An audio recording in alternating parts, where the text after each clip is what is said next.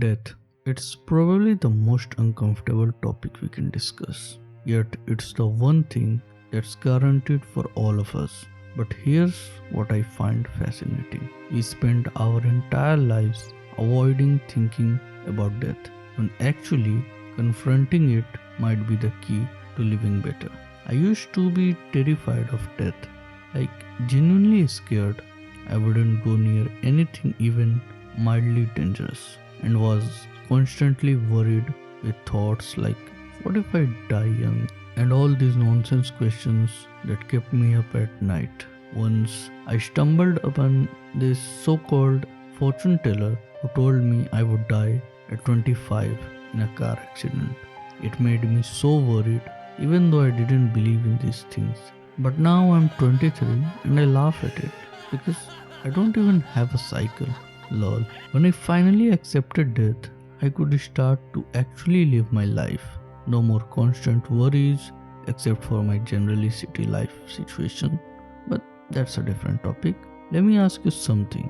When was the last time you really thought about your mortality? Not in a depressing way, but genuinely considered that your time here is limited.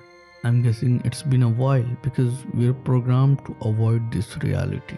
But what if I told you that death might be our greatest teacher? Think about it this way. When you realize something has an expiration date, you start valuing it differently. Like when your phone battery hits 5%, suddenly every notification matters less and important call becomes urgent. Death works the same way for life. Here's the first lesson death teaches us. Priorities becomes crystal clear. When you truly accept that your time is finite, you stop wasting energy on meaningless drama. You stop caring about what strangers think about your Instagram post. You stop holding grudges over petty arguments. I remember reading about people who've had near death experiences, and almost all of them say the same thing.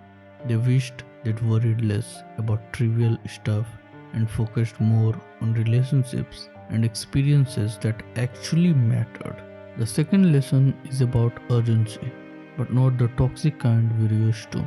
I'm talking about meaningful urgency, like that conversation you've been putting off with someone you love, that dream you keep saying you'll pursue next year, that apology you know you need to make. Death whispers in your ear, tomorrow isn't promised, so what are you waiting for? But here's where it gets interesting. Death also teaches us about acceptance. We live in a culture that tries to control everything, optimize everything, hack everything. But death reminds us that some things are beyond our control. And that's actually liberating. When you accept that you can't control when your story ends, you start focusing on how you write the chapters you do have control over. The third lesson might sound counterintuitive. Death teaches us to be present.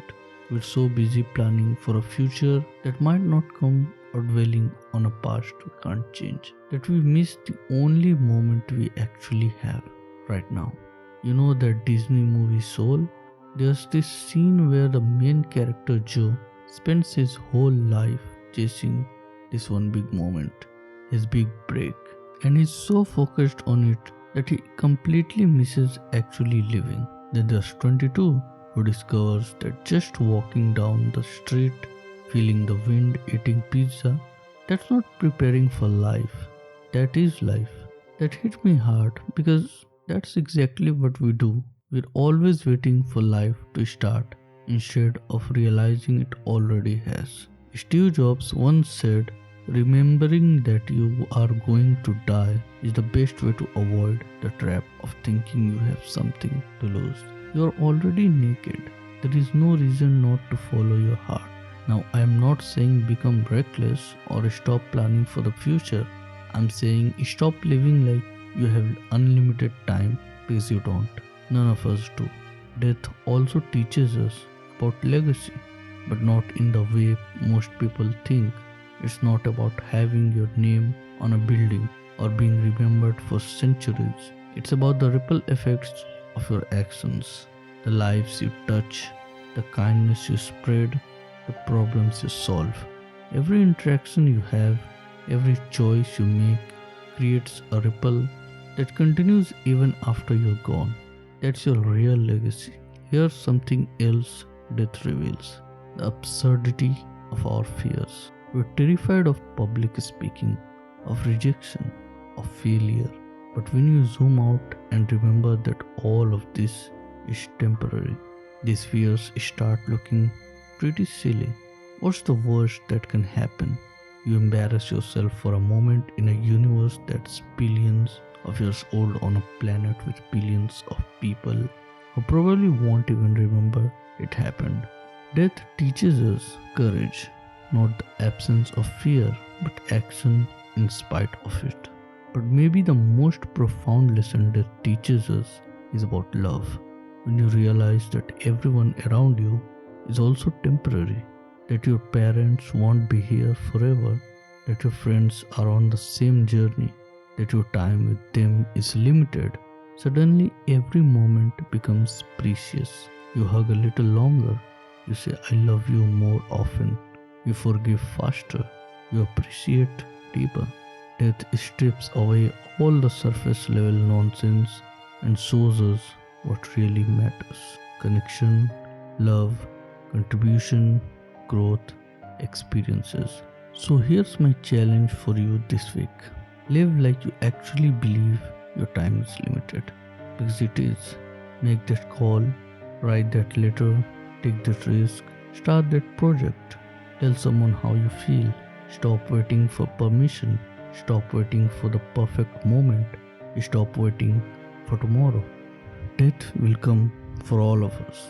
That's not morbid, that's just the reality. But until then, we have this incredible opportunity to create meaning, to love deeply, to leave things better than we found them. The question isn't whether you'll die, the question is how will you live, knowing that you will. What would you do differently if you really believed you had limited time here? Let me know in the comments below. And if this video made you think differently about something, please share it with someone who might need to hear this message. Remember, life is short, but it's also wide. Make it count. Thanks for watching, and I'll see you in the next one.